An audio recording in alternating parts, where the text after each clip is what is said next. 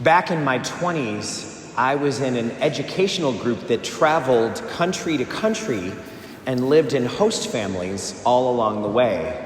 Some of you have heard me talk about Up With People before. But the host families were a key part of this, as was the fact that the group was so diverse. There was 150 of us that were traveling in this group together. And we were all 17 to 25 years old, but we were from 25 different countries. What an experience, what an experiment in living interculturally. It was great. But this was back in the 1990s when the world was a little bit different. And so, honestly, we didn't really vet the host families. We were moving every 3 or 4 nights, and so there was really no time for a group that size to do a thorough background check on all the host families. And I remember when we were in training and orientation for the program that one of the leaders talked about that and said, "You are going to stay this year in dozens and dozens of strangers' houses. And in each of those host families, you're going to leave with something, one of 2 things, either beautiful memories or stories that you'll be able to tell for the rest of your life." Isn't that a great way to look at life? It's a no-lose situation. Either it's going to be great, or we're going to have a story out of it. Either way, we win. And that's really what Jesus is saying to the apostles. You're going to have a great time out there. And you may have a few stories. But just go, you heard his instructions. Go live in host families. Go stay with the locals and eat what they put in front of you. Don't wonder what's for dinner. Just eat the local foods. If they can eat it, you can too. And your job is to bring healing and peace wherever you go.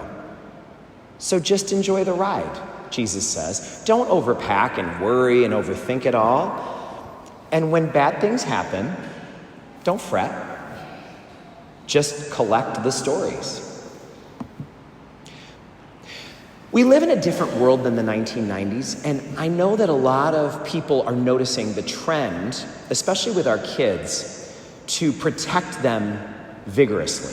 There's a lot of people that are noticing that trend, and sometimes the image that is used is that the adults feel responsible for being almost like snowplows, who go ahead of the kids the way a snowplow does on the Northway during a winter storm to make sure that the way is smooth wherever they're going. And there are some really good things about that. There's a couple of things that are no longer part of life for kids that used to be a part of all the time. For example, we don't tolerate bullying anymore as a society. We're always on the lookout for bullying. That's something that we're really eager to root out of childhood. And when you make a mistake or you break a rule, you no longer get your knuckles hit with a ruler. So there's some really good things about that. But a lot of people who are paying attention would say, it feels like it may be going too far, as pendulum swings often do. And the desire to push away anything from young people that would make their lives hard is perhaps taking away their own God-given right to be resilient, to work through it themselves, to not need a snowplow to go ahead of them, but to learn how to put a plow on their own life and plow their way forward. One ancient teacher once said, "Where in the world would I find enough leather to coat the entire surface of the earth? So instead, I put a little bit of leather on the soles of my feet, and then I can go wherever I need to." That's a different approach for going into life with all of its challenges. Jesus clearly is not telling them that the way is going to be covered in leather.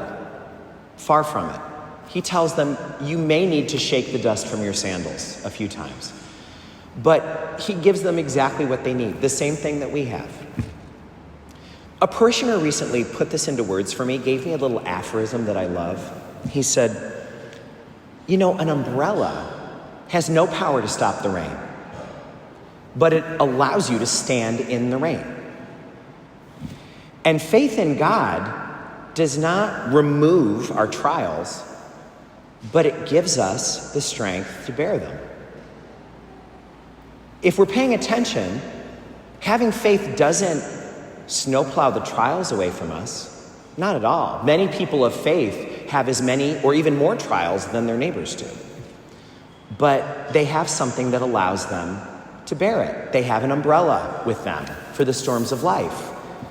They have the one ingredient that allows us to face whatever else might be in the path. I had managed money just a little bit as a teenager because I had some after-school summer jobs, but real budgeting happens, I think, when you get your first apartment. And I remember my dad sitting with me for real budgeting, where I had to look at all my bills. I had to look at my cell phone and my car insurance and my gas and my rent, and I had to look at my income. And he sat there with me and went through everything. Now, have you paid for stamps yet to mail the bills? He said. Do you have a haircut budget for once a month?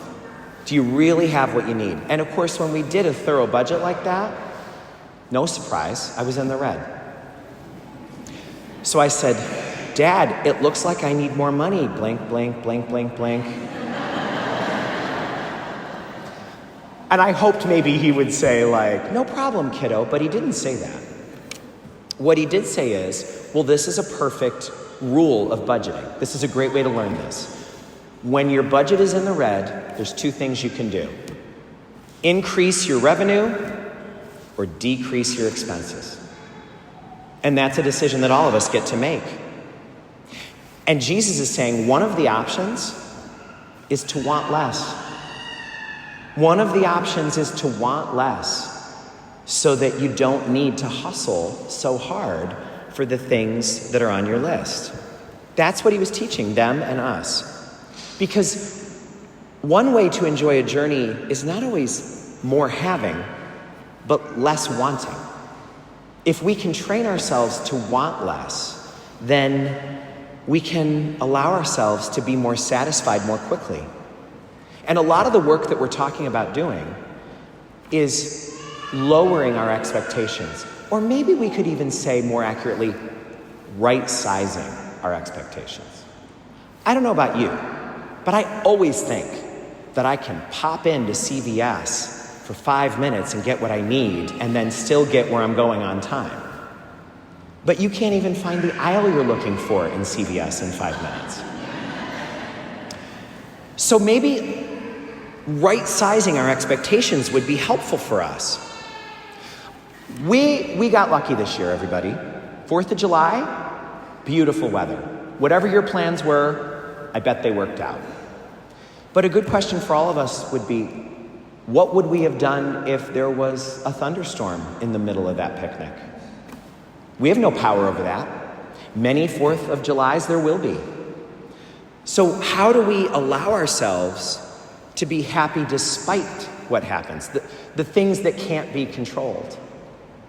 We have to be careful of our expectations because they could rob us of happiness if we're not careful. That's why they say that an expectation is a resentment just waiting to happen. Doesn't that make sense? Sometimes an expectation is a resentment just waiting to happen because we've set the expectation so high. I'm sure there'll be no tension at the family picnic. So the truth is, if we can adjust our expectations, then the 4th of July can be a success no matter what happens. It's either going to be a delightful day at the beach or a great story for next 4th of July. So this week, the question is, what expectation would you like to do some experimenting with this week? What would be a good way to adjust your expectations for something? And it might be in one category or another of your life. If you're married, might it be letting go of an expectation for your spouse that is not realistic? How come we never go dancing? We should go dancing. Well, if we've never gone dancing in 55 years of marriage, is this Saturday night really going to be the time. A lot of us know who we married by now, and we have to allow them to be exactly who they are, or else the expectations we have for them are going to make us miserable. We know who we married by now. It might be a vacation. Most of our summer vacations are yet to come for people here right now. What can we do to make the itinerary a little more realistic? And maybe it's not changing what we're planning, but changing how we'll adjust if the flight is delayed and then we miss the connection. What we're going to do if we've got 1 week at the beach and it's a total washout every day. How do we adjust so that we can have a good time no matter what happens? Maybe it's a project we're working on at our workplace or in the basement. How can we adjust our expectations? Or maybe in that case, adjust the timeline. Why do I think that by Friday I'm going to have the basement all redone and labeled in Rubbermaid containers? If I live in a ranch house with a giant basement that's the same size as the footprint of the whole house. You know how people with sports cars every once in a while need to take them out to a country road and look around and open it up and let it go as fast as it possibly can? And they always want to say, let's see what this car can do. Let's take her out and see what she's made of. I think we can do the same thing with our faith. That's what our faith is for. We should take it out sometimes and just see what it can do. How far can this take me?